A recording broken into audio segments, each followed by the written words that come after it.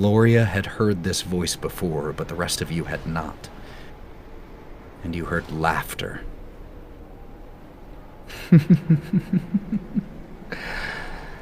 I am not so bored anymore. Thank you. The camera now brings us back to the present. Broken glass and splintered wood cover the floor of the first floor hall of this house. The camera slowly moving towards the door of the cigar parlor, which is once again shut.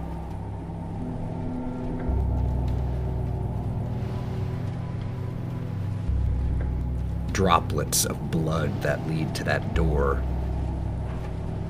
And even from where the camera now is, we can hear labored breathing, frantic muttering. Give me something else, I have to stop the bleed.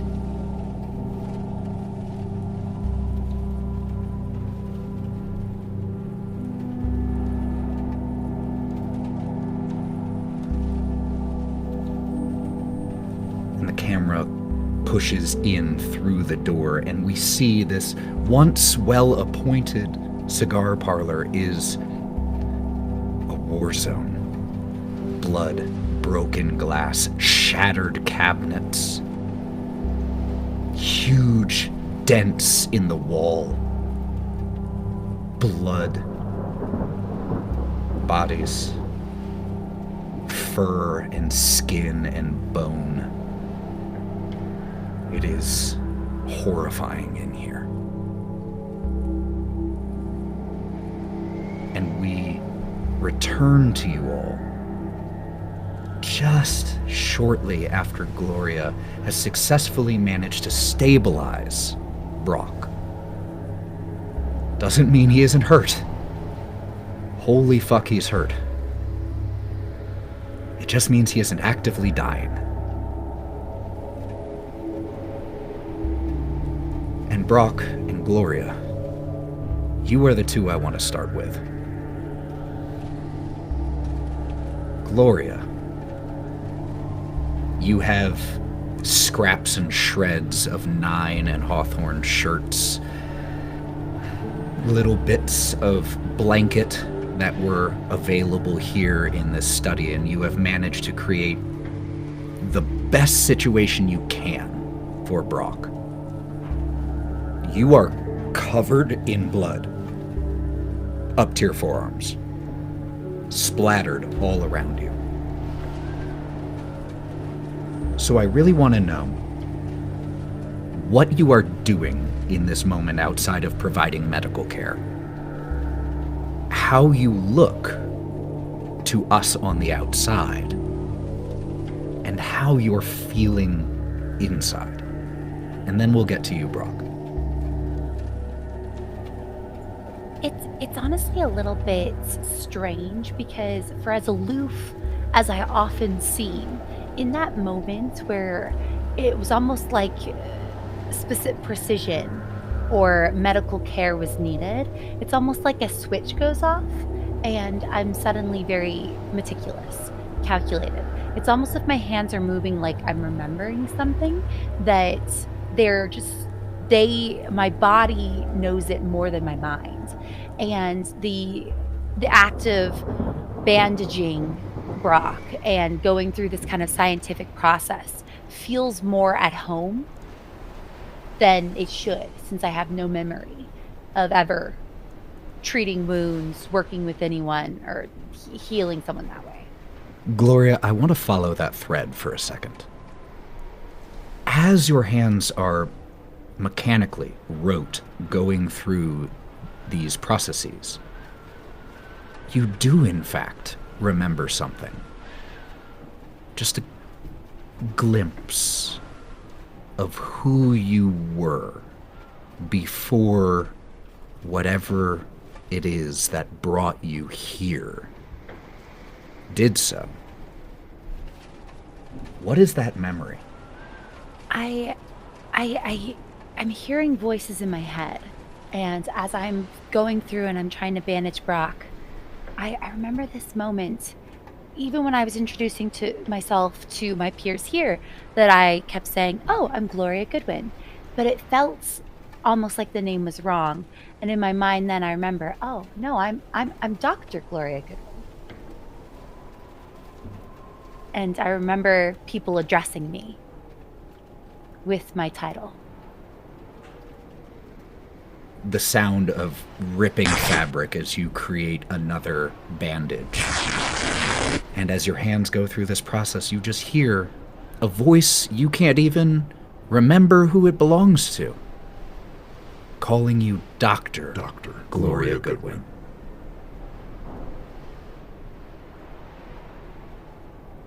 And as you remember that, your hands unconsciously speed up in what they're doing, as if they themselves had gained confidence through this memory. Take a Benny. And as that is happening, the camera pans just ever so slightly down to where Brock is still propped up against a wall. Brock, what do we see? He was dragged to this location. So you see where he came from. You see that trail of blood, scraps of fabric from his pants, leading the way to him with his back against the wall. And he is just covered in blood. His shoulders slumped over, his hair bloody, sweat, dirt, maybe. And he has a vacant look in his face, his hands straight on his legs, trembling, but nothing else on him moves. And while you were dying, you saw a beach, but you're not dying anymore. But you're still not fully here. And you also remember something. Something of who you were before Bridgewater. What is that memory?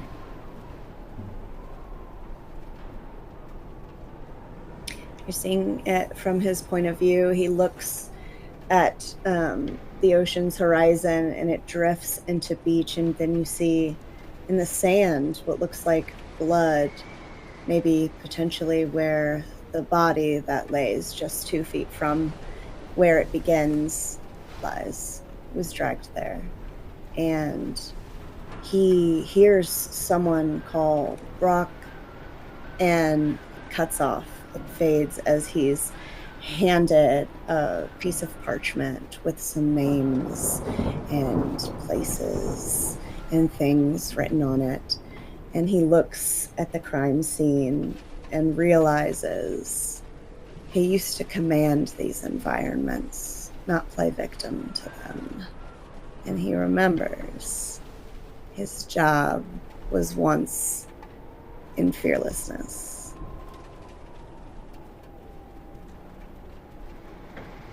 And a Benny for that as well.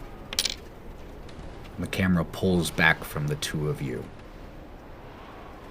And there's just so much blood. The wall, the floor, where you were dragged from the center of the room, just this streak. And Brock's clothing is minimal at this point. The jacket, waistcoat, pants, shirt, all have been shredded and bloodied to the point of near uselessness. And as we see this, in this moment, remembering that it was only about 2 or 3 minutes ago that that voice echoed in your brains, what do we see each of the rest of you doing in this moment? 9.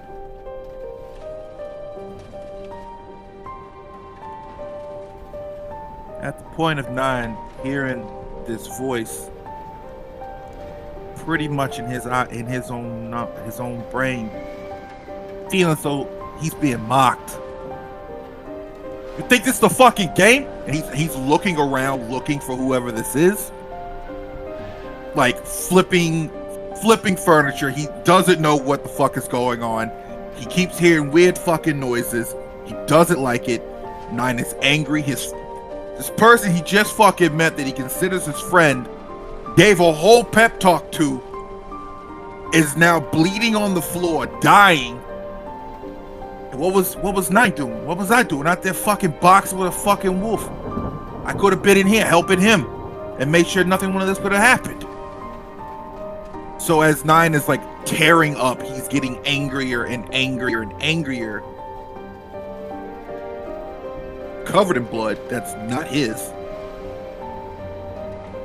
He just kind of just stops.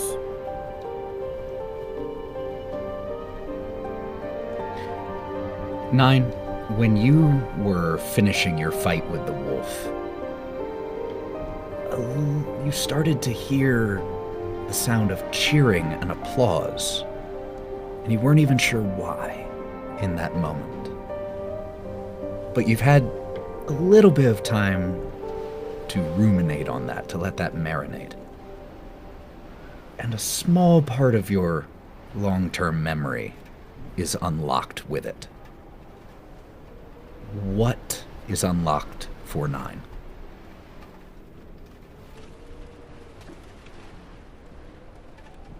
What unlocked for 9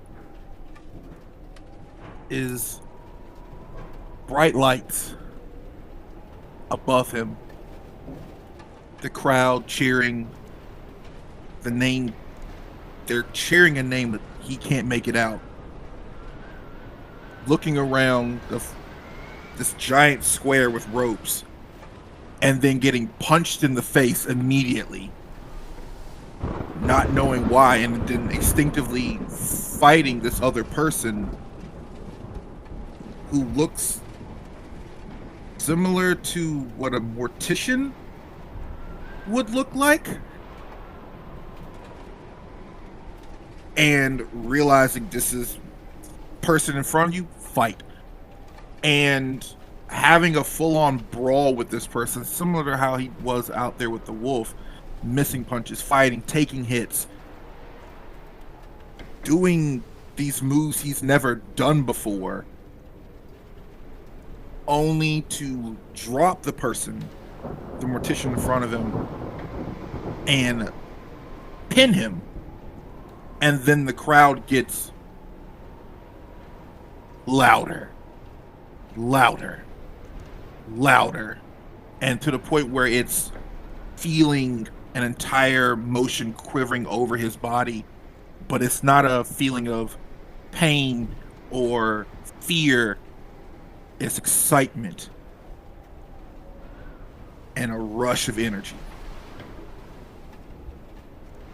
that he wants more. And all of this happens just in a moment as you're taking one of the few remaining pieces of furniture and lifting it and launching it against the wall.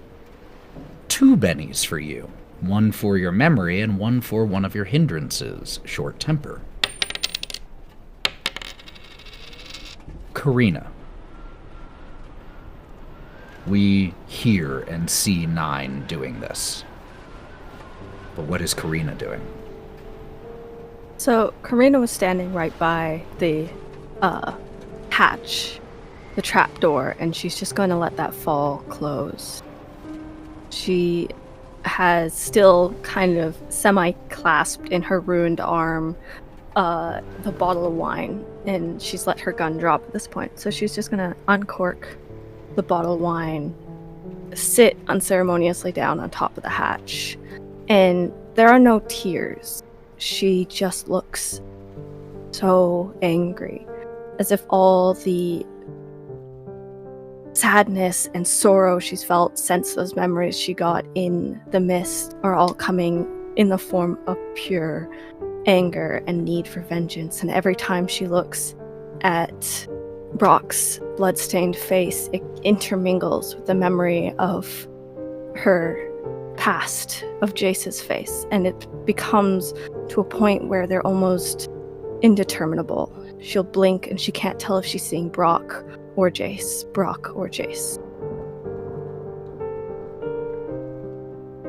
And that memory of Jace, how did you even know his name? It's like a canker sore that you just can't stop tonguing. And you push a little bit deeper into this memory. Really? The word tonguing was the one that got you all? All right. That you can't stop worrying at. Fuck. It's just this little thing that you can't help but, it's like a scab that you just can't help but scratch at. So as you push a little bit deeper into the recesses of your memories, I'm going to ask you the same question that I've asked everyone else of what memory it is, but it is related to Jace. What is it? It's a memory of a tree. A beautiful, tall oak tree. Its leaves just slightly golden with fall. And a sense of comfort and serenity surrounding her. She can hear gentle snoring from her left, and every time she looks over, although there's this nagging sense of betrayal and guilt within her chest, she can't help but have it be just whisked away with longing and love every time she looks over at the young man beside her. He's resting peaceful, and as she looks over and blinks once, it's all gone. Back to the anger and back to the sorrow. But you blink, and instead of Jace, it's Brock there that you've been staring towards. How does Karina react in that exact moment, given that her brain has been linking these two people? In that moment with this deepened memory, how does that manifest when she once again looks at Brock?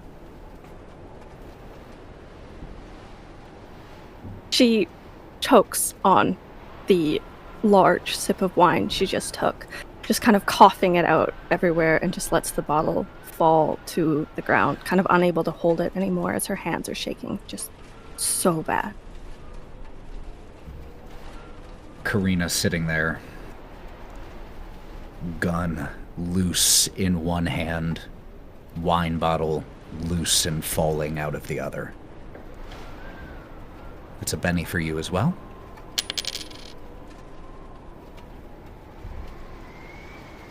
And that brings us, lastly, to Hawthorne. Where are you in this beaten up war zone of a room at this moment? Are you standing near Brock and Gloria? Are you giving them space? Are you standing near Nine or Karina? Or are you off on your own? Well, I was by Brock and Gloria, Hawthorne was, because he shedded his shirt to try and give clothing, and then he started looking around for something to cauterize wounds with, but it seemed like Gloria had it underhand. So finally having a second to think, he's standing a little bit away from everybody, not too far from a wall. He's looking down at his hands, and his whole body was covered. Obviously his shirt is off, so his chest isn't, but his hands are just covered in just so much stuff right now because he just used his horns to just impale everything, and he starts to hyperventilate. You hyperventilate, and with that comes all of the increased adrenaline and all of the racing thoughts. And what is the little bit of who Hawthorne was that you see in your mind's eye? So hearing this voice, Hawthorne hasn't heard someone taunt him like that in a long time, a laugh like that in a long time, something evil and just dark. And he just flashes back to just darkness. But he's like intense fear within himself. And he can feel something warm starting to cover his hands. And he can't control anything because it's a memory, but he starts lifting up the thing he's hiding under, and there's just bodies.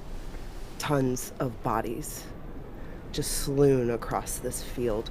And he just slams back down the thing and starts freaking out more, to where in real life he puts his hand into his pocket and starts rubbing the rope that he has, and he hears a little giggle and a child going, "Don't be scared, I'm right here." And he just feels hope, and he calms down and he breathes. He doesn't know what's really going on, but he just takes a second. Also take a Benny. This is the scenario that we find ourselves in as we return. As the camera circles around this study that is now demolished, splintered, broken, and bloody. Nine, after calming down for a little bit, is going to look at Brock, look at the state that he's in, and head over to wherever the fucking clothes were. The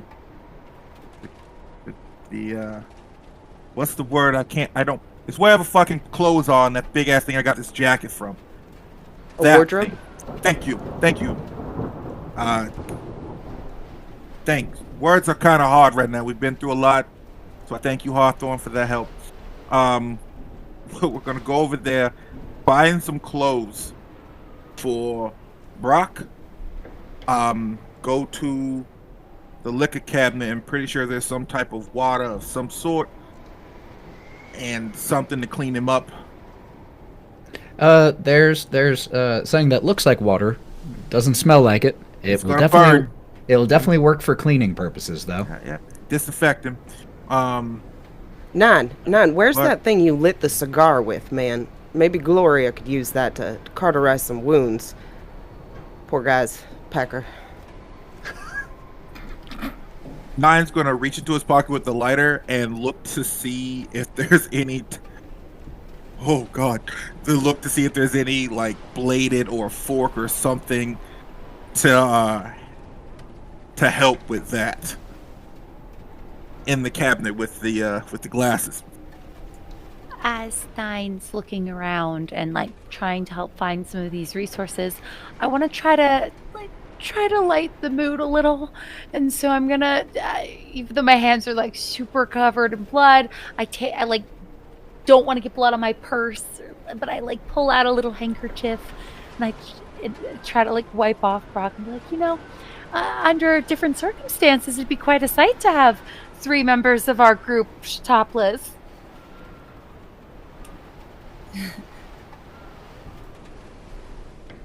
No? Okay. Well,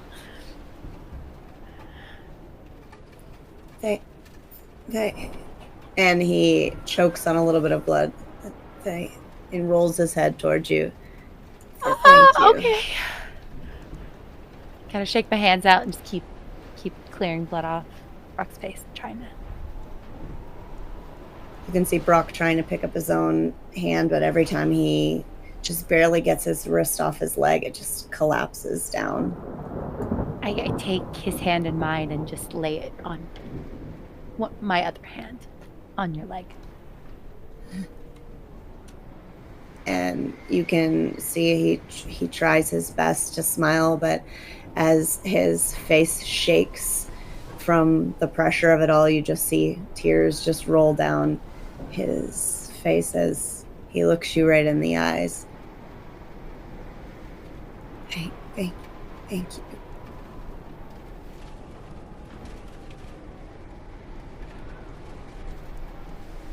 Brock, Yep. is there anything else you specifically are wanting to do in this moment? Oh, for sure. After couple minutes of prolonged physical contact, Brock is going to muster up the courage, and he takes the hand that's on Gloria's. Can you a pocket wherever his coat is. He's looking for any of his vials. The vial, green.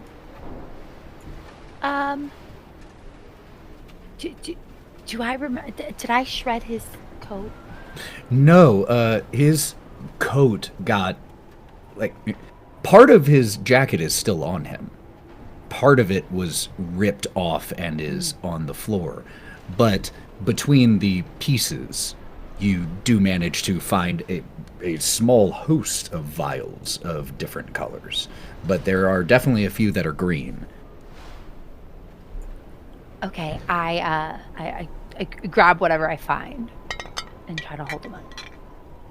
And he puts his hand, he slaps his hand and then cups it and then lets his hand fall from yours onto his leg. And he just throws his head back onto the wall with enough force that it clink, and he just crushes the vial in his hand, glass going into his hand, the liquid pouring out and all over his legs. And he is going to he's gonna try to do some fucking healing. So, as of right now, you are out of PowerPoints. I am going to convert my bennies if I can. I was going to say, because PowerPoints, for those of you who are listening or watching and don't know Savage Worlds, PowerPoints normally recover every hour. You recover your strength slowly, but you can also spend bennies to recover them immediately. Luckily, though PowerPoints don't restart at the beginning of each session, bennies do. And, Brock, for that awesome description of just breaking the vial in your hand, I'm giving you a benny for that. So if you want, instead of adding a fifth benny, you can just spend it as soon as receiving it and recover 5 power points. I'm going to do that. Okay. Maybe Benny. we can take on this creature with all these bennies that we have right now. Let's just go straight down there and take on this you're creature totally with these right. bennies. No, I think you should. I think you should do Maybe if that. we wait like a few hours, I can get... We waited for a few hours. Look what happened. Well... It's probably fine. All right, so using a Benny to recover your power points gives you 5. Yes. I only require 3, but I'm going to use my healing. Utilizing 3 of my power points. It removes wounds less than an hour old. A success removes 1. A raise removes 2. So, because of the state you're in, I'm not going to apply any penalties because your wounds will already do that for you. Because you have 3 wounds, which gives you a -3. So, it's an alchemy roll. That is your linked Got it. power skill.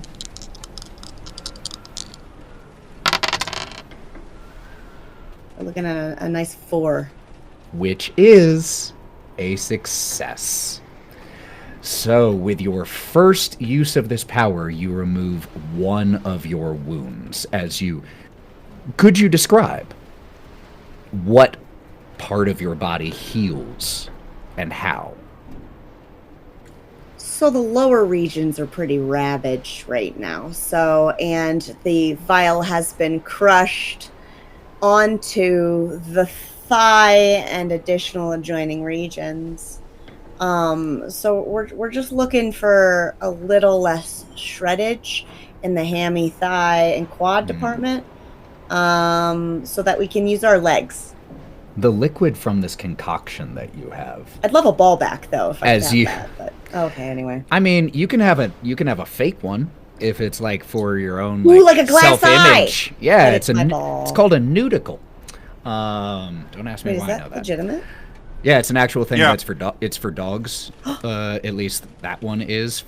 It was a whole special that Penn and Teller did on their Penn and Teller bullshit show, and I still remember it years later.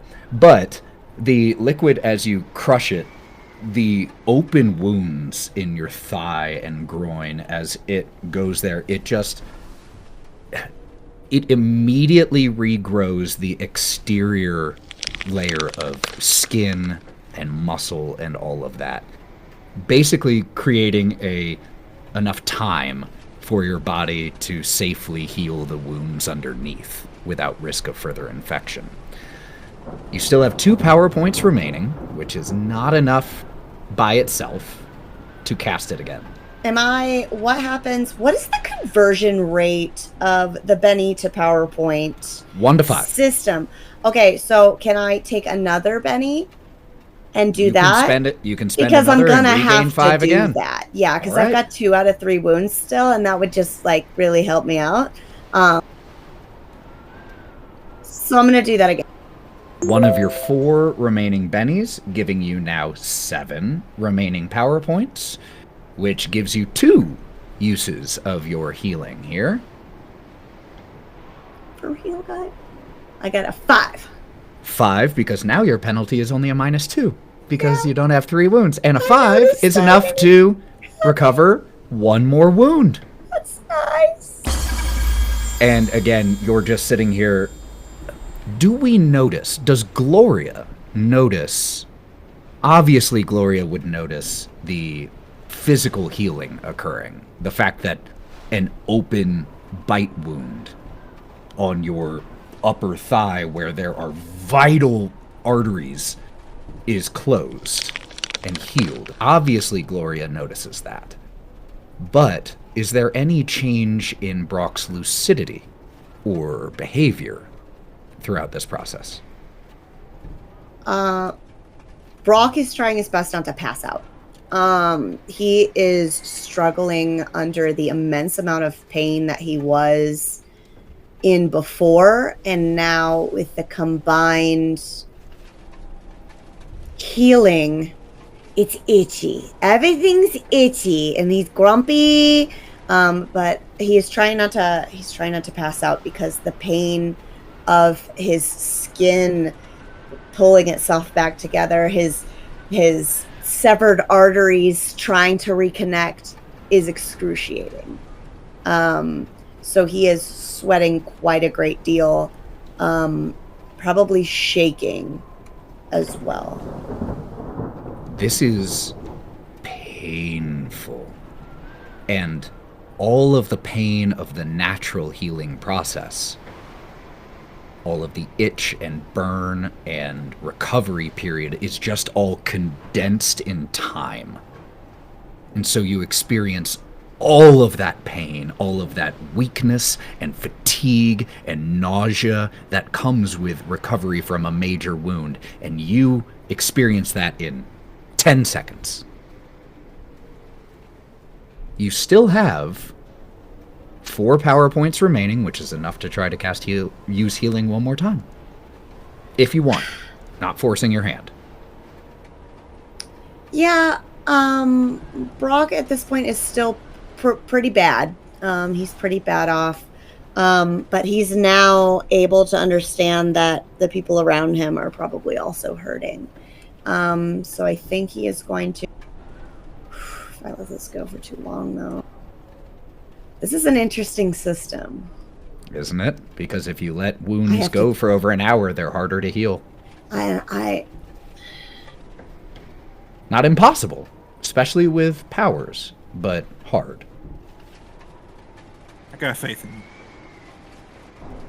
To withstand it and just keep my power points, or to like nuke the power points to get the healing?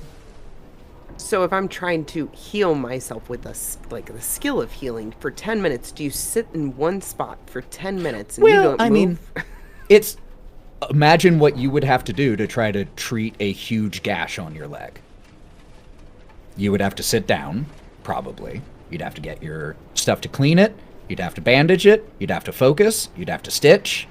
And all of that probably isn't going to be easily done while running. Now, can you, do some of it in this room and then, walk over here and sit down and keep it, sure. But you certainly can't do it while doing other intense activities. So if you want to try, Hawthorne, to treat your own wound, you would just make a healing skill roll. If you don't have a skill, and it's not one of the 5 core ones, it is untrained, which is a D4 minus 2. Critical failing on healing yourself gives you another wound, just so you know. So since I'm watching Brock try to... I can see that he's healing himself. Can I spend this time to try to heal the last wound? 100%. So, Gloria, go ahead and make me that healing skill check. A 5? 5 is a success. Do I notice an area that looks like it needs particular help, Brock, or is it kind of up to... I'm just kind of wrecked in a general state.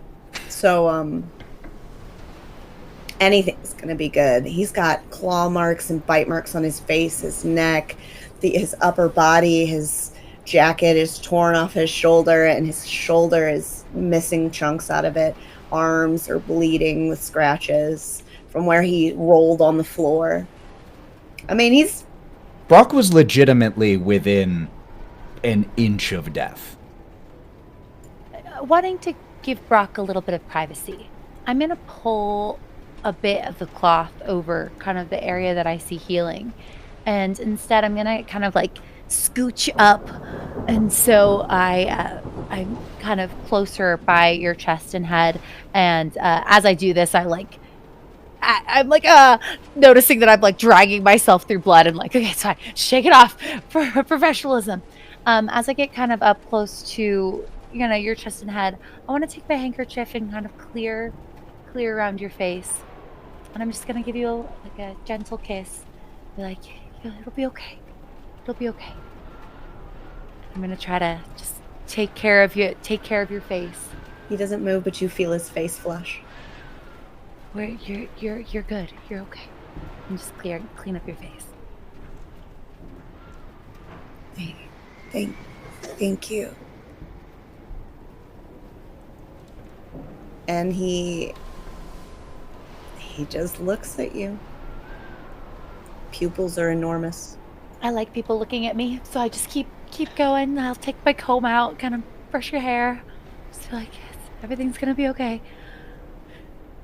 After about 10 minutes of tending from Gloria, between Gloria's skills and your skills, Brock, I'm not going to say you feel 100%. You don't, you might never again. But you feel better than you did. And if anyone else is doing anything over the course of this 10 minutes... Yeah, Karina is not going to attempt medicine on herself because I don't have that skill, and the odds of me succeeding with 2 wounds is next to nothing. It is literally nothing. She is just going to do what she can, which is treat her pain, and she's going to pull out her little ivory pipe and just try to forget everything that has happened around. And as she lets the drug take her, she's gonna focus on that feeling of peace that she had experienced for like a second, and she's just gonna try desperately to go back to it, probably without any success, but that is what she's going to do. She's just gonna lean against the wall and just indulge and kind of close herself off from this place.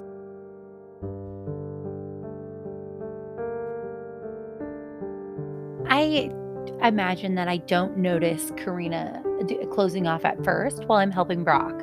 But once I feel like Brock is in an okay spot, I do want to walk over to Karina and kind of cross my arms. I'm not exactly happy. And I'm going to look at you and say, you can't run off. You can't do that. You're not wrong. I physically cannot run off right now. Well, that too, but also emotionally. You sit down. And then I want to go through and I'm going to French braid your hair and try to also spend 10 minutes healing her too. All right, make I'm another just healing muttering check. to myself, like, have to do everything around here. It's like everybody's just wandering off. As you are making that check, she's not going to look at you, but she's going to whisper. Just when you get close enough to her, she's just going to whisper, I think you were right.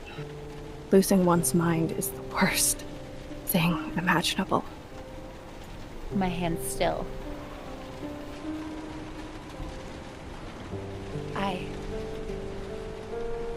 I know. I hope that you never let me get to that point. I won't. Good. I will not let you go. Good. And I'll keep rating and I'll make this check.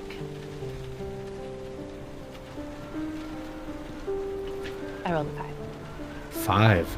That is enough to, over the course of this 10 minutes, remove one of Karina's 2 wounds.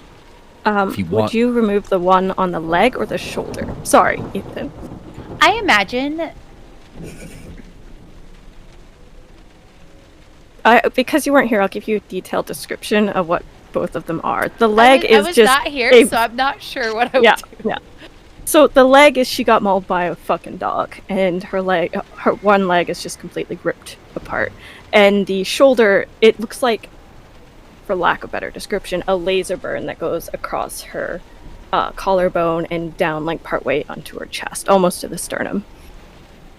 And though you weren't here, Gloria was, and you know that that shoulder injury is from the very beginning of the fight, from one of Brock's offensive powers that was a long beam of energy and caught Karina in the crossfire. Yep. I will sit behind you, and after I've braided your hair, I'm going to heal or work and tend to the shoulder one. I don't want Brock to feel any worse than he's feeling. And I worry that a visual reminder of accidentally hurting a friend couldn't possibly make things better. Alrighty.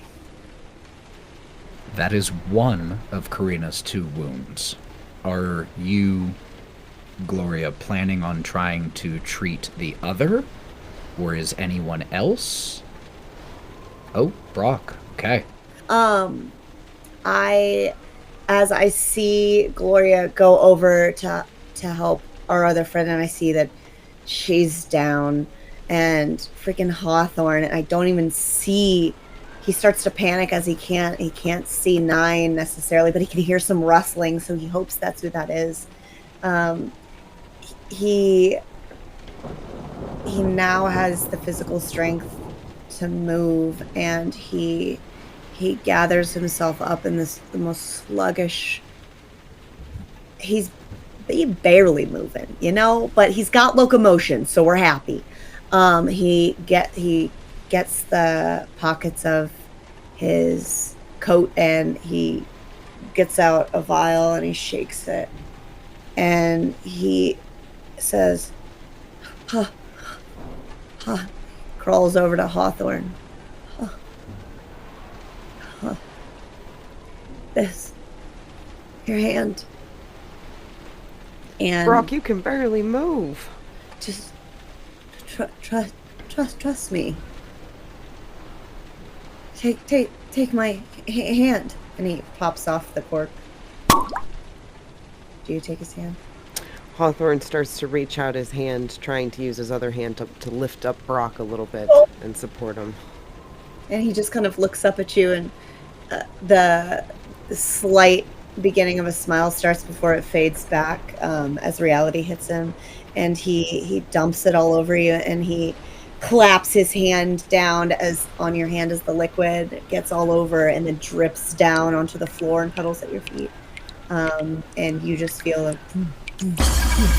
vibration and a slight haze of green fog lift off of you gently as he tries to heal you. 7. 7. Almost How a many do you success with a have? raise. Oh, almost. Okay, cool. Got it. So that's one wound. Remove it.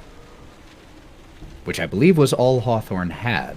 So, if my accounting is correct, all wounds have been removed except for one still lingering on Karina. I feel like even as like I can see her getting better, I am like struggling to like leave Karina. I just like don't want to move away.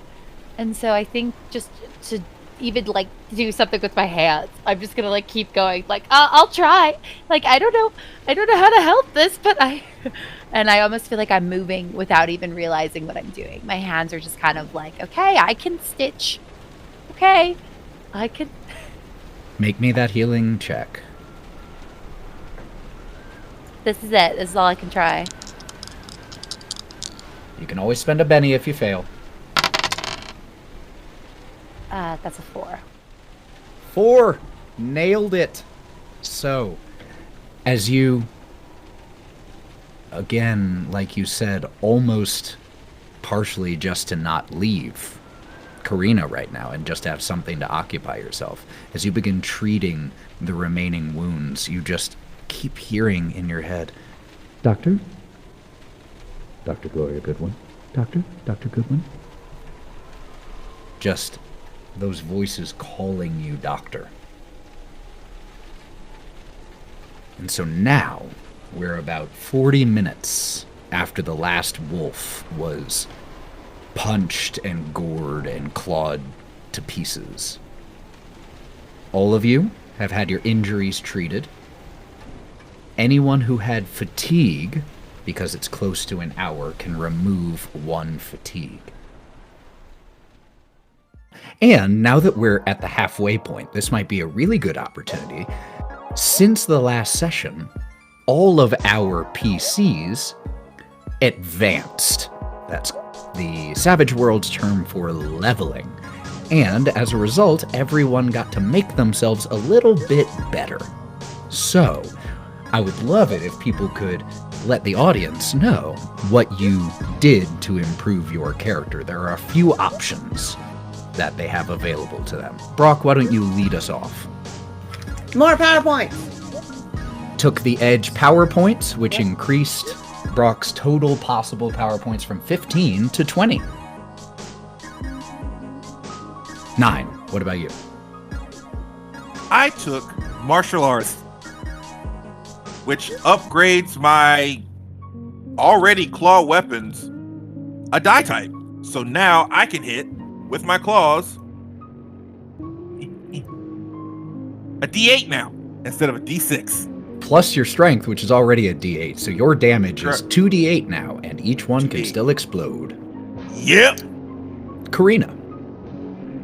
I got myself another edge, which is relentless, which allows me to be able to attack while I am shaken, which is pretty cool. Or not even just attack, but also use a action just at a small penalty, large penalty.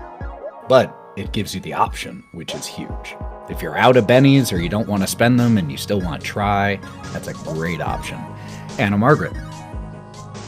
I increased some of my skills, and so I'm slightly better at shooting now that I've done it a little bit throughout the house, and I'm also a little bit more sure of myself in my knowledge of the occult, and so I'm a little bit more proficient in using some of the powers that I found that I have. Hawthorne, what did you get? Hawthorne went classic barbarian style and decided to up his fighting. So he is kind of a, what is it, a 10 die now? I think I might be a 10 die. Yeah, I'm a 10 die. D10 on your fighting skill is no joke. All right. So that is what everyone took for their first advancement.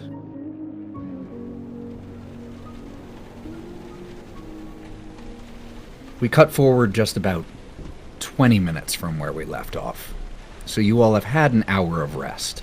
Those of you who have PowerPoints have recovered 5 more PowerPoints. Those of you who were fatigued can remove a level of fatigue.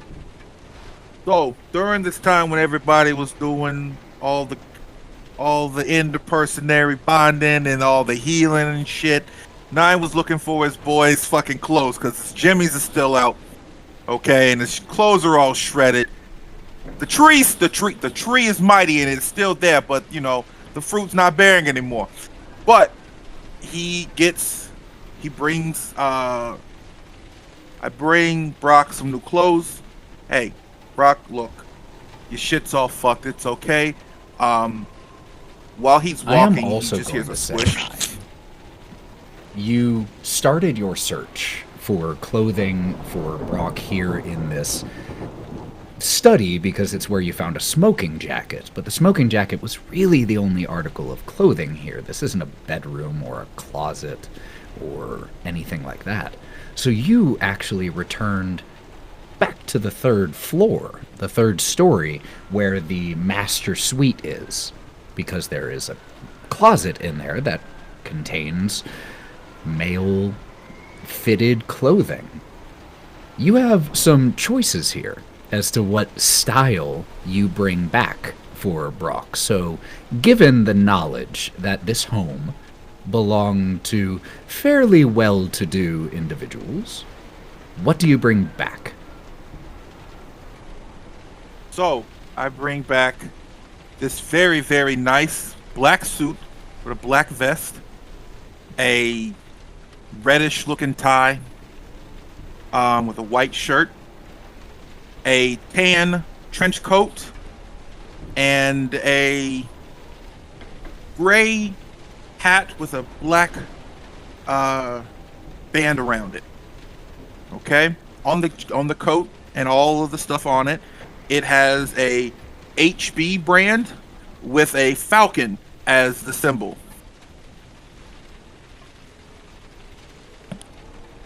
Humphrey Bogart, Maltese Falcon. That's so Fuck now. yes! Take it, Benny!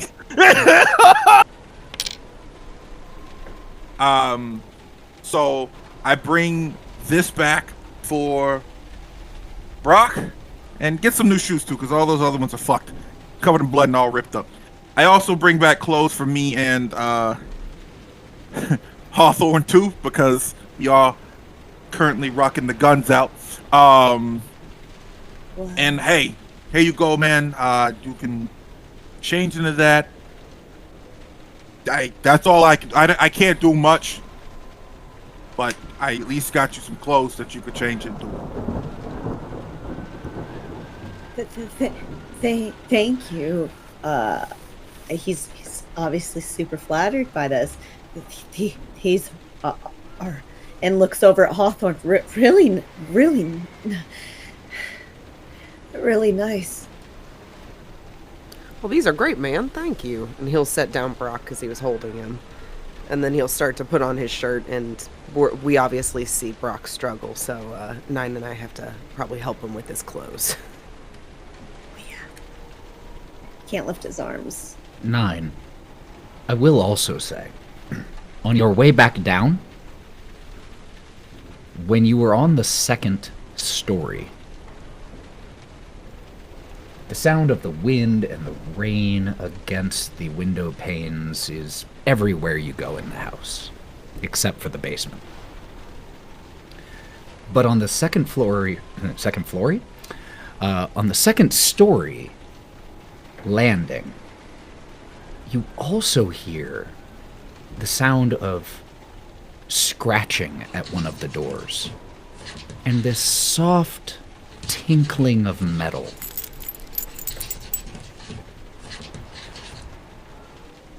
So while 9's, getting him dressed and whatnot, I'm gonna go step out real quick and get changed.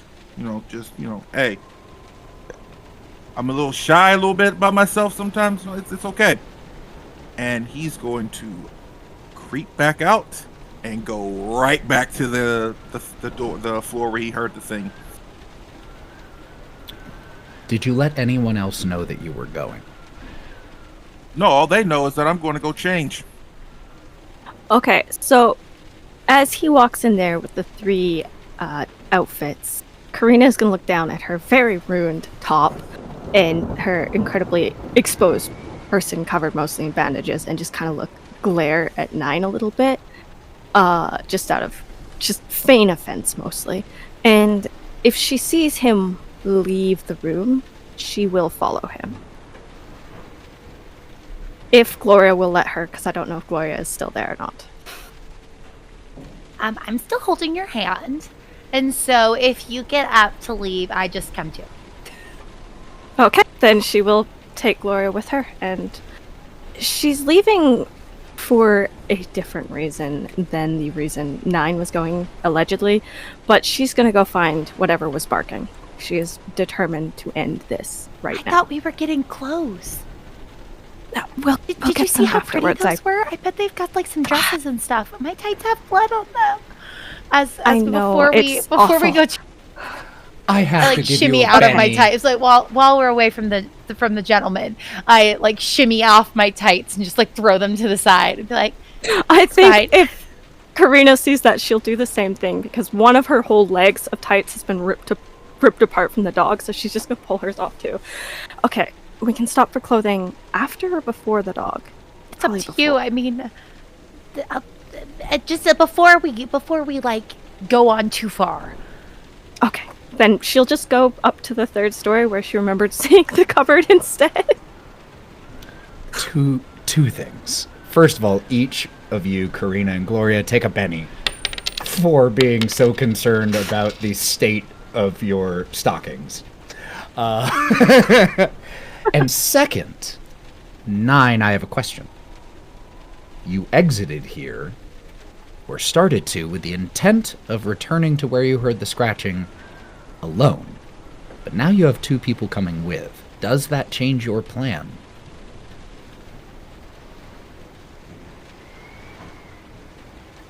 No, but I'll stop to actually get changed because I don't. I'm covered in fucking blood. I still got clothes to put on. So I'm just gonna change out in the fucking hallway. Well, we both definitely walk in on you. Hey. You, And Karina will not look away. She'll just raise an eyebrow and walk by you. okay. Puts clothes on and listens for how far they walk to see how far, if they stop or go up. Karina, Gloria, were the two of you going to the second story or the third story where the master suite was? Because when you get to the second story, you hear scratching at a door.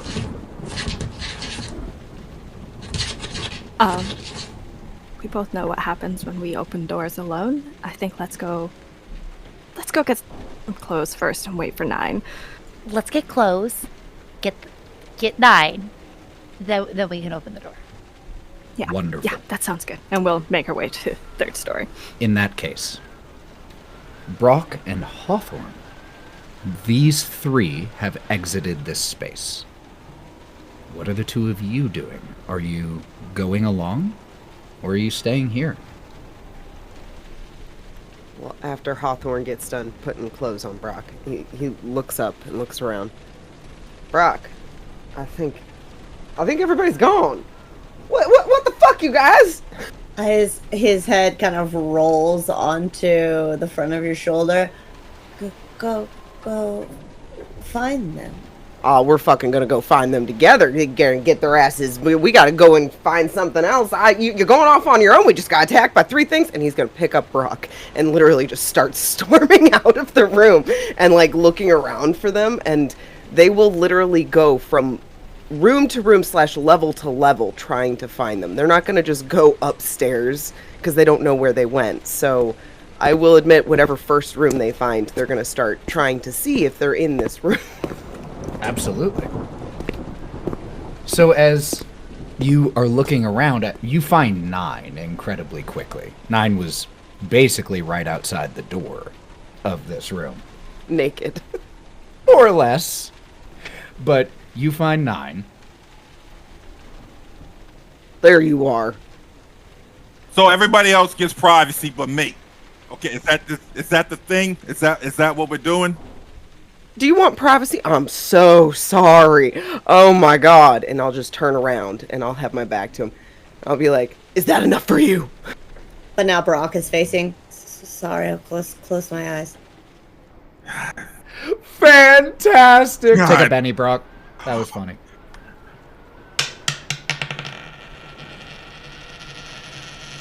You know, I don't ask for much. I don't ask for much. It just finishes getting his clothes on and just putting on, and it's a nice shirt. Back to the suspender shirt combo. There was only, unfortunately, 1 or 2 other jackets, male jackets, and I let you 2 have them. So it's okay. He's got nice jackets. I put my smoking coat back on. It's all right. I think you look good in the coat, man. You look good in that coat. Thank you. So what are you guys doing? No. Where's the girls? Where'd the girls go?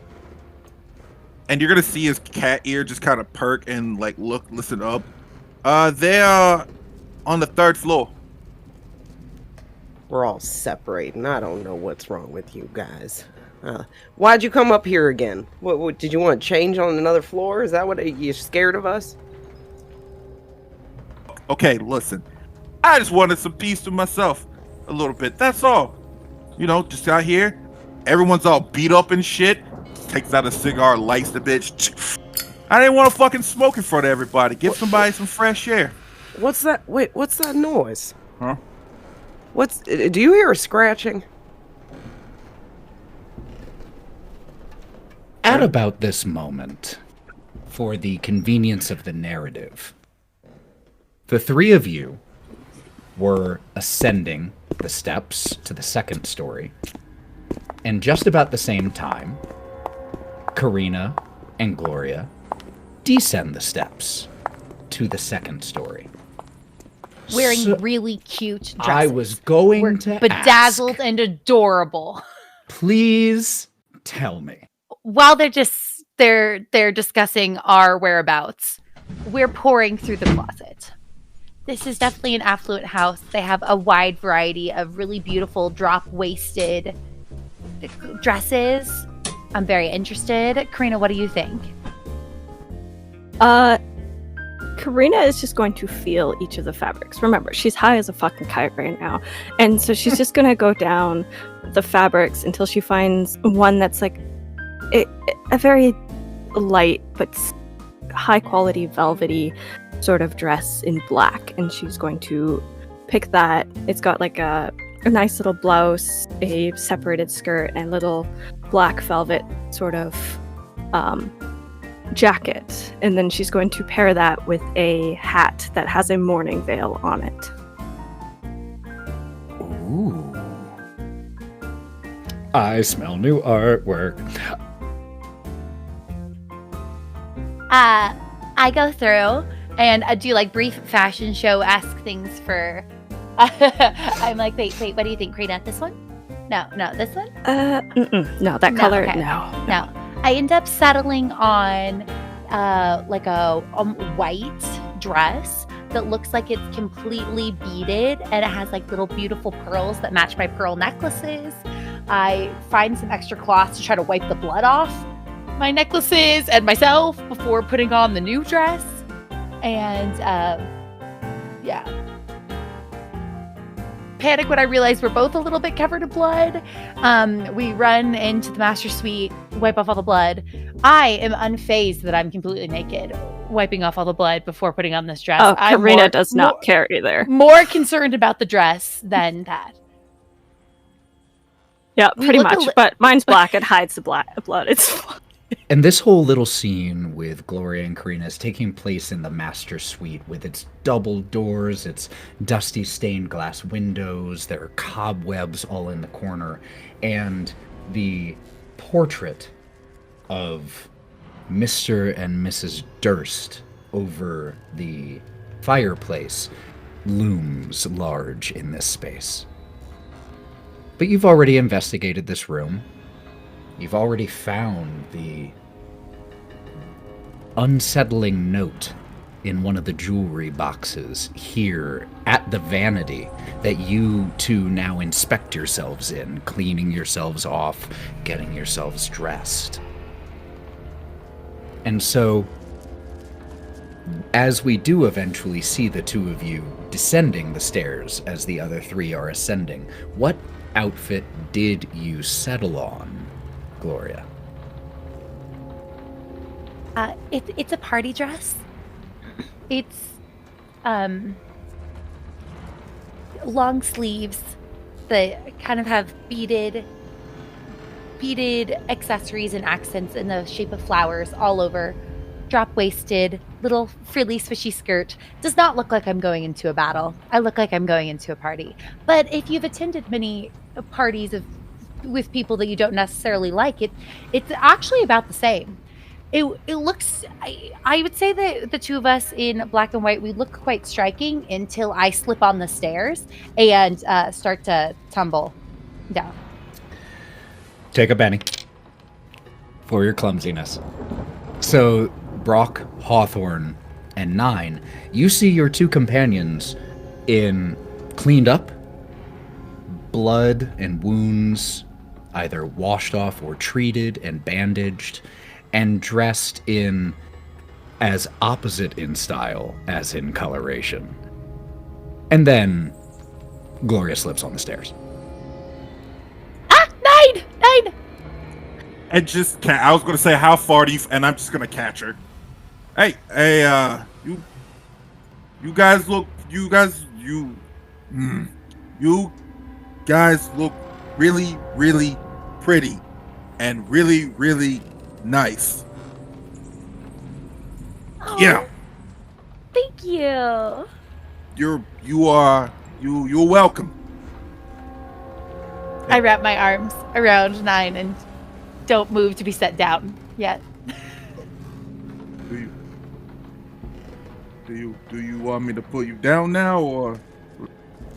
I guess. Okay. Puts her down the most stately as possible. Just there you go. I'm sorry I couldn't pick you guys out anything or anything. I'm not really good with women's fashion at all. I'm kind of colorblind, so it was hard to pick those colors out too. So I just noise. And you say noise at right about the moment that there is, again, a scratching at one of the nearby doors, a door that you all haven't investigated yet.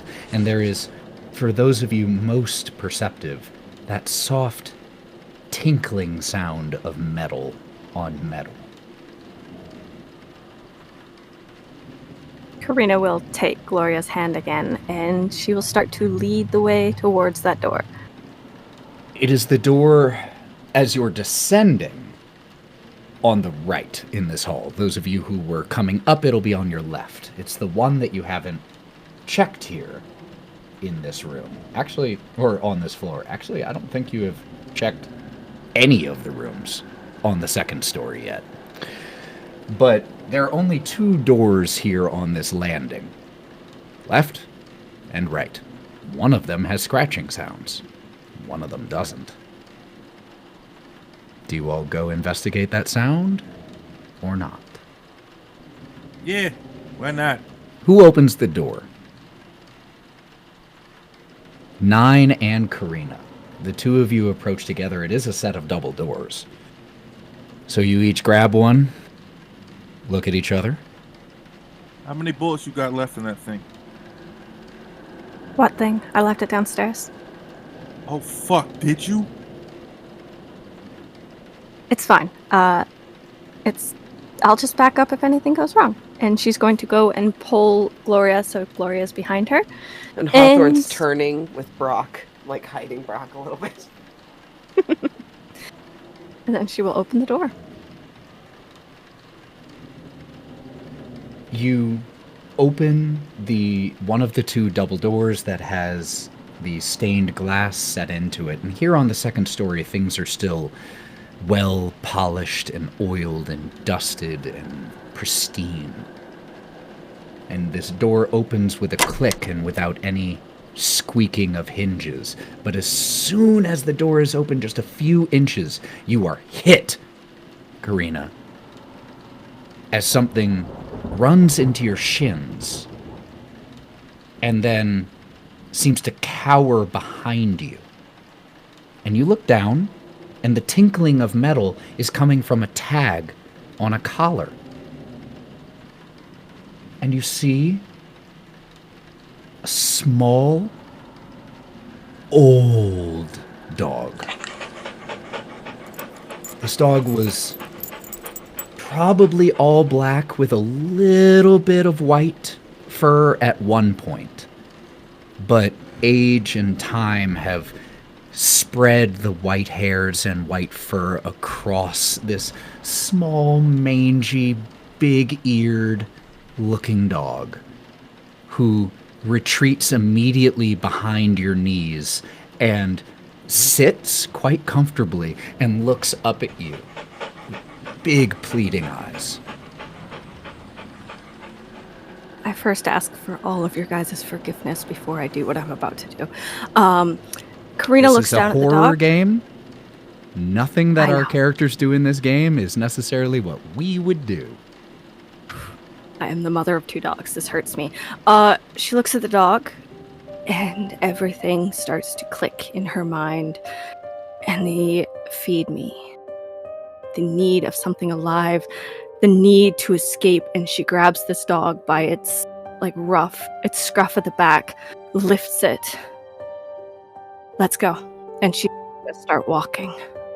And even then, as these pieces fall into place for you as you grab this dog by the scruff and lift him roughly, his tail still wags.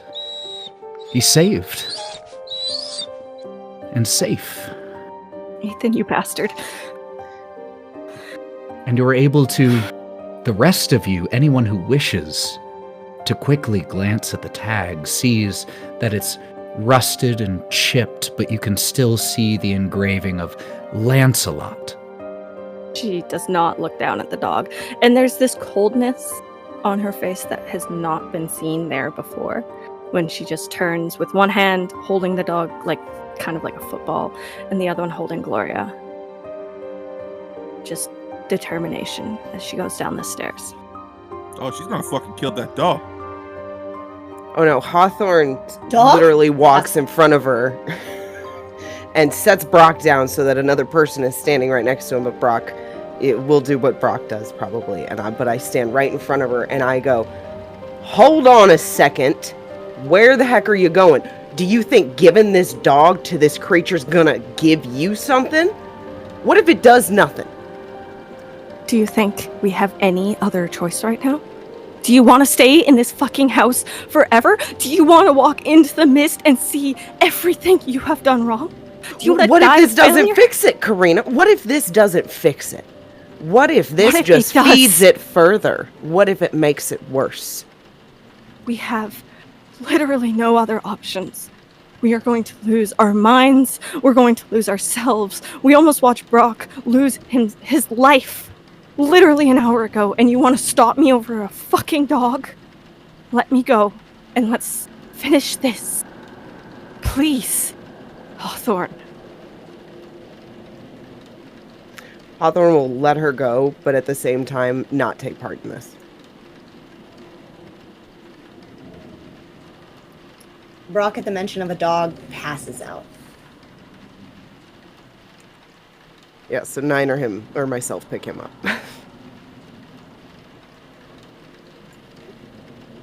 What are we doing with the dog? Oh, she's gonna fucking kill him. Oh.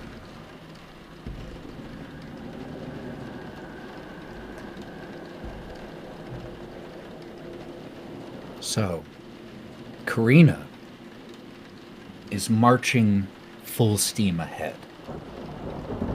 Karina, which direction are you going? You now have 2 ways that you know of into the basement.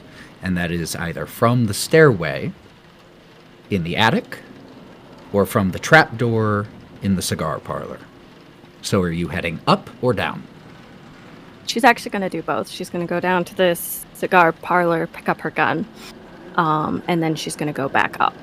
And she's going to take the stairs because climbing down a ladder while carrying a dog is not necessarily the best option. This whole process of collecting your firearm and reclimbing back to the attic takes 5-7 minutes. Are the four of you simply following behind? Nine's gonna go the opposite way and meet her around the other way. I guess if I'm carrying Brock, I'm definitely going to have to take the stairs. But first, Brock, since Hawthorne has Brock in his arms. Brock's passed out, I'm assuming? Just completely? Oh, yeah. Okay. Yeah. Hawthorne's going to Useless. hate the situation in general. He wants to go and see what's in the room that we haven't gone into before he goes up the stairs because he doesn't really want to be a part of this. Okay. So really quick, you peek your head in the room that the dog came running out of. In here, the main thing that catches your interest immediately is a piano. This room looks like it was a conservatory of sorts. Gossamer drapes covering the window, a brass-plated chandelier hanging from the ceiling, chairs lining the walls, ready to listen to whomever is performing in here. The room right across the landing from the conservatory, as you open this door, it appears to be a library. There are red velvet drapes covering the windows in here, and floor-to-ceiling bookshelves lining one of the walls. Hundreds of different tomes and scrolls in here.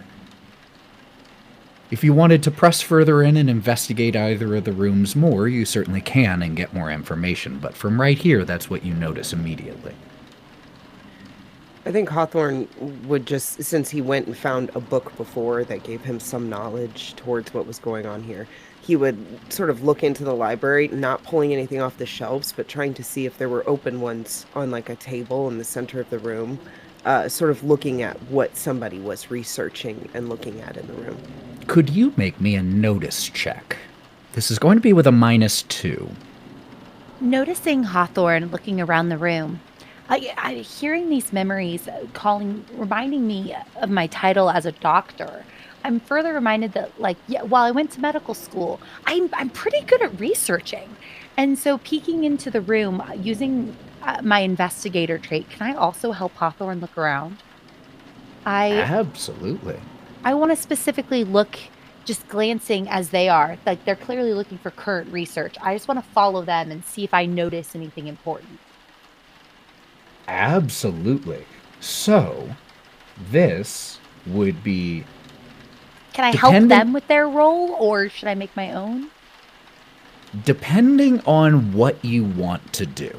So, you have two choices here in terms of what skill to use, Gloria, and that would be research to make sense of the papers that are on the desk, or notice if you want to look more generally at things. You, because of your investigator check, or your investigator edge in this specific situation, have a +2 to your notice check. So it would probably be better strategically if you just rolled your own, rather than giving advantage or giving a bonus, but it is your choice which you would like to do.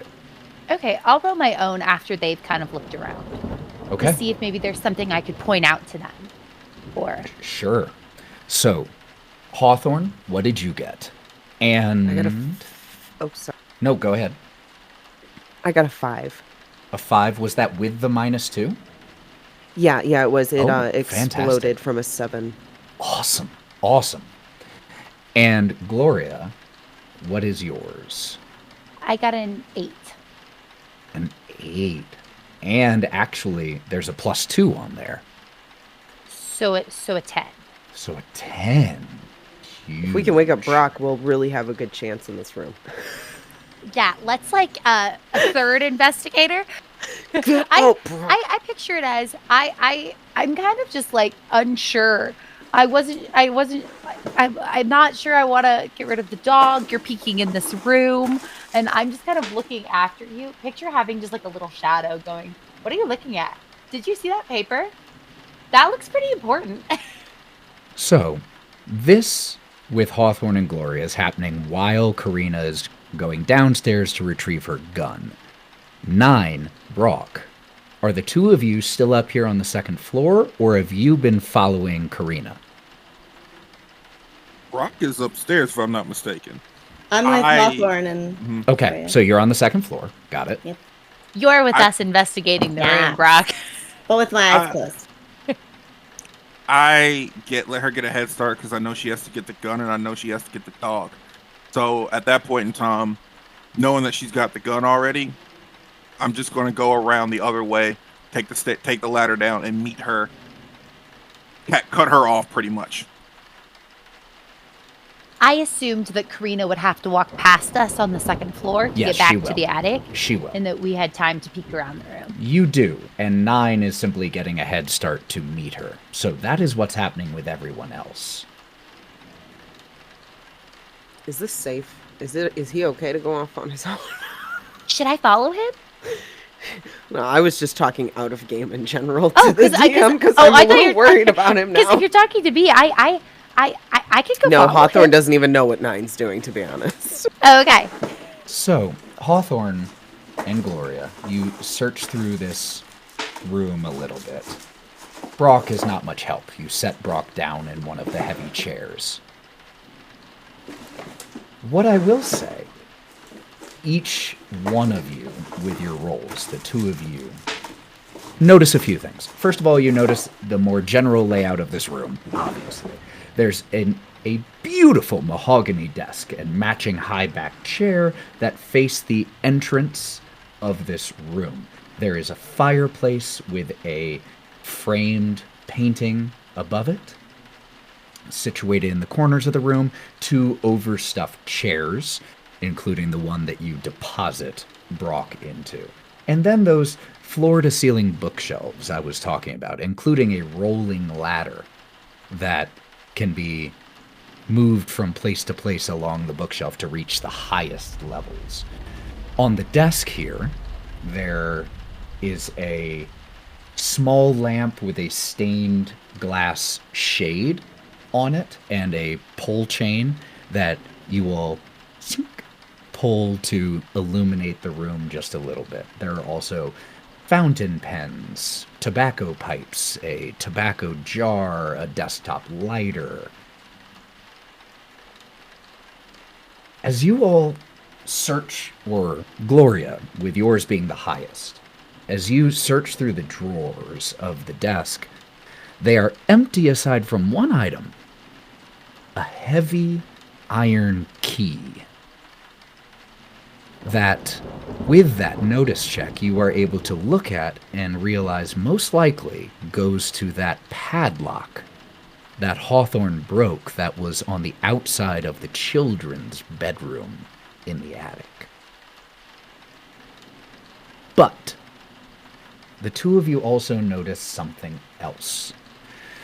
These bookshelves have hundreds of books in a variety of topics: history, warfare, strategy, chess, alchemy, all different works, most of them first edition. There are even collections of poetry and fiction in here. But Gloria, you notice it first, and Hawthorne, you're just a second or two later. One of the books with a red cover sticks out a little much to you. Not just because of the color. It just doesn't... Something's off about it. Doesn't look like it belongs.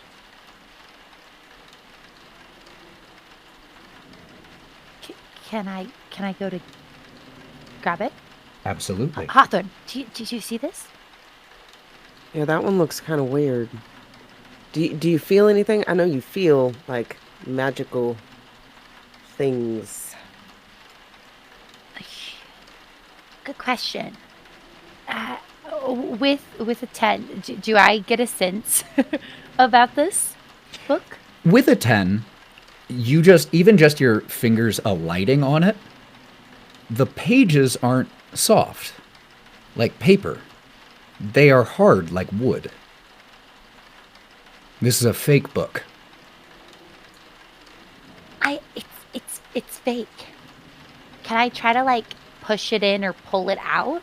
Like Pushing it in does nothing. But as soon as you go to remove it, it tips at an angle and there is a click as part of the bookshelf itself swings open. we found a room. And as it swings open, it very quickly begins to shut again on its own. Just let it go. Let it go. Should Let we it go. look We inside? can pull it again. It's okay. We don't want it to crush us. It slowly, over the course of about 10 seconds, returns and then just with a soft click, goes back into place. So Can we tell if it's a room or if it's a hallway? in that brief second that you were able to look in there, it looks like a small room. Only about maybe 5 by 10. Just a little hidden cubby here.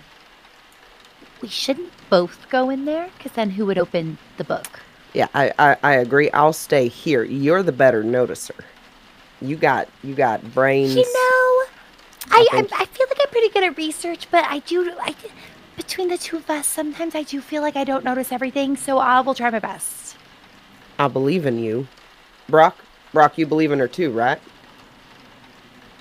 Yeah. This is high praise. I feel very comforted. Okay, let's try it. Pulling the book once again, the springs once again kick the door open temporarily. It's not a heavy door. Gloria, as you head inside and just feel the weight of the door pushing back, you feel like if you propped it open with literally anything, it would probably stay open. So Hawthorne puts his foot in front of the door and just Absolutely. No problem. Gloria, as you look inside and then start to head inside, this room contains more bookshelves, but they aren't glamorous. They are simple, utilitarian, and they are packed, not just with tomes, but scrolls. And there is a small door, or a small table here, where you can see some of the scrolls have been laid out. Weights and candles pinning them open.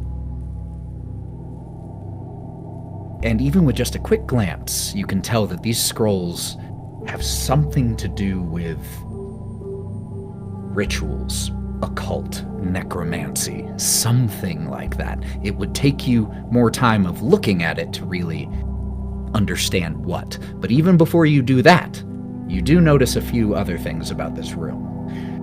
In addition to the small work table and the packed bookshelves, there is also a heavy wooden chest with clawed iron feet against one of the walls.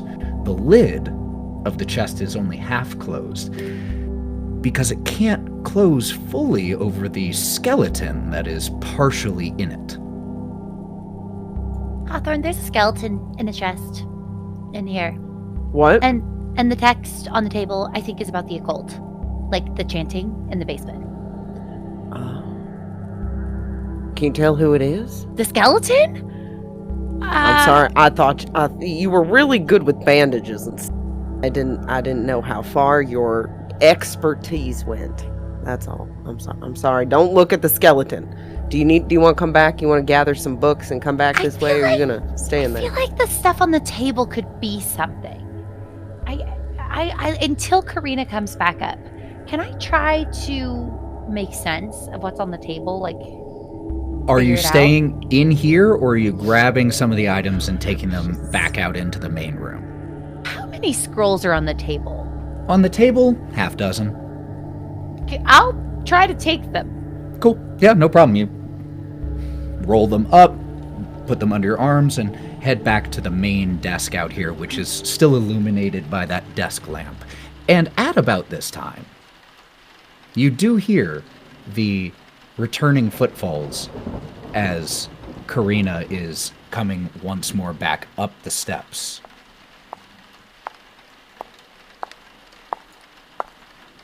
I find myself trying to read as we continue walking. And I'm going to do that. You sort of like try to focus on it and be like, oh yeah, no, don't worry. Don't worry about me. I'm not crashing into you. Everything's fine. I will say, Go through Gloria, as you're gathering these scrolls, you do notice one other thing, as you can't help but give a second glance back to that skeleton. It's wearing some type of armor, just like leather, but in its skeletal hand, it has a piece of paper.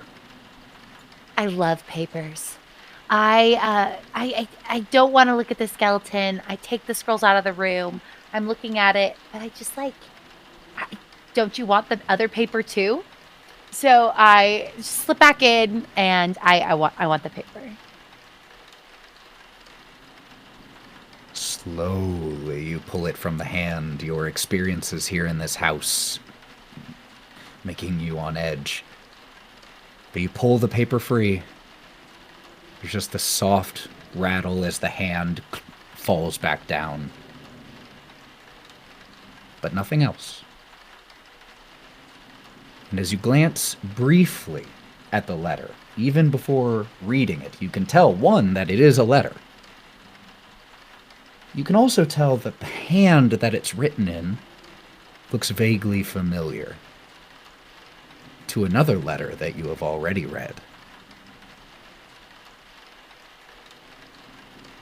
And as the four of you climb from the second story to the third story, and then third story to the attic, do you read this letter?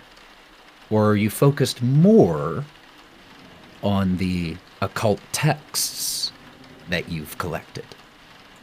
I'm nosy. I read the letter. It's a familiar flowing script. My most pathetic servant. I am not a messiah sent to you by the powers of this land. I have not come to lead you to immortality.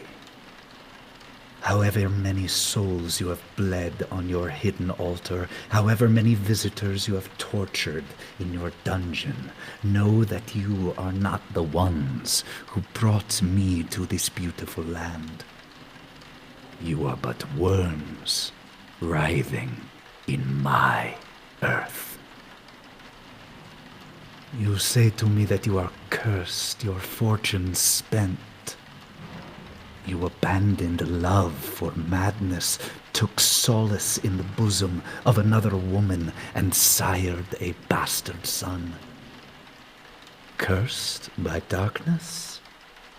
Of that I have no doubt.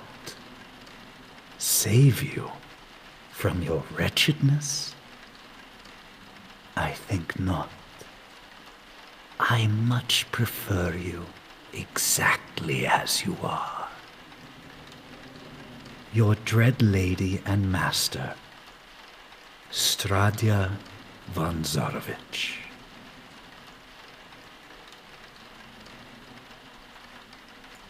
Karina, remember how I told you there was an affair? I knew it. This also sounds pretty bad. Like this is Yeah, this is Karina pretty does bad. not stop. She just Wait, are you hearing me? There's there's drama in the house. Brock. There's a monster in the basement. I think the past is the past. Perhaps this is some revenge plots. Perhaps this is a greater giant story. But we are trapped in this house, And there is a fucking monster in the basement, and there is madness mist outside. And a fair is the least of the problems right now. Well, the letter kind of also references the monster in the basement. Here, Brocky. Speaking. She makes her monsters. We are monsters. He lolls out. As one of you has already climbed down back into the basement, the other three of you have this conversation. As you start to, once again, take the steps from the attic downstairs.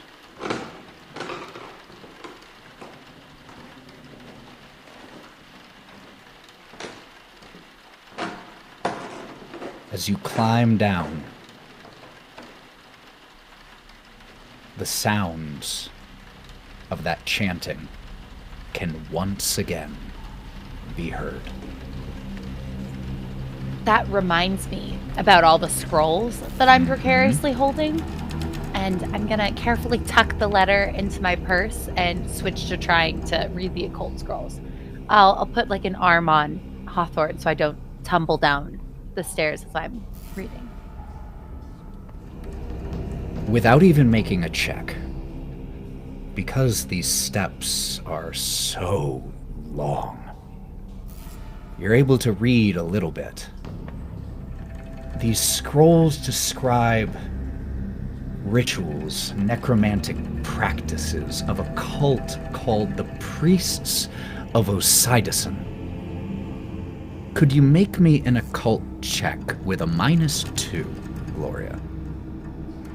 That would be a 0, but I think in this moment this feels important.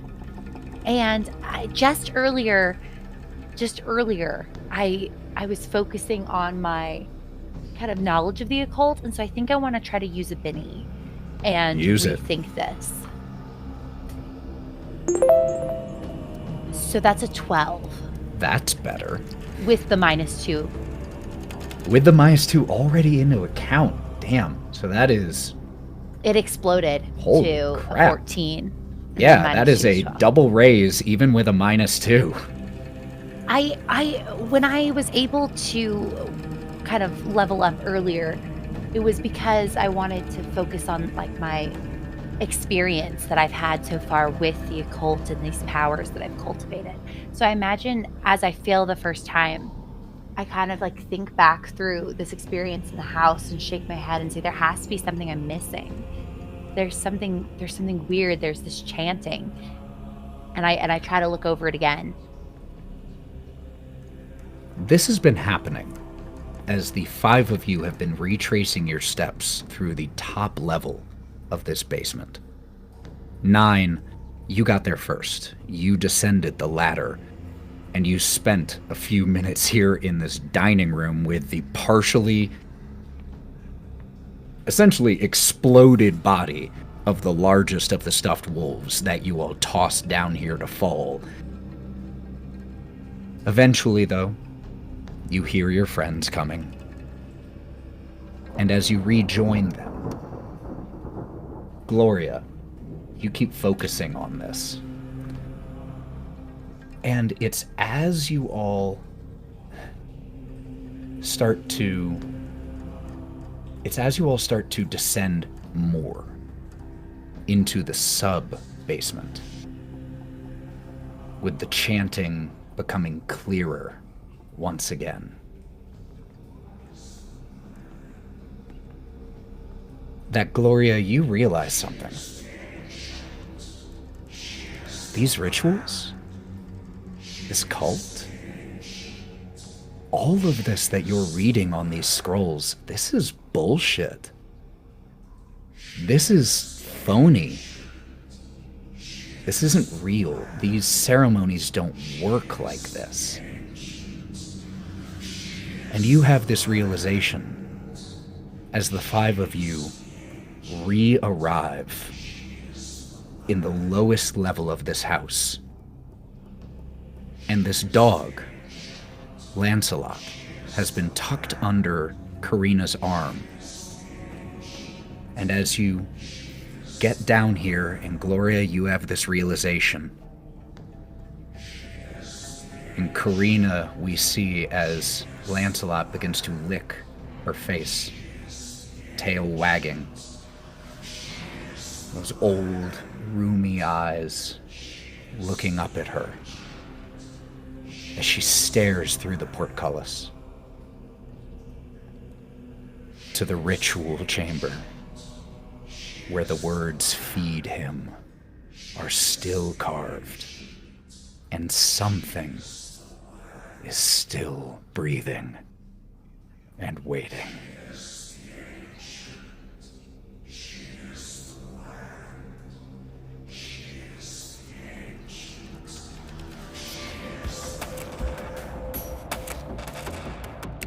Thank you for listening to this episode of The City of the Crimson Tower. Gloria was played by Anna Margaret, Karina by Maddie, Nine by Mav, Hawthorne by Sally, and Brock by Lauren. And Ethan did all the other stuff.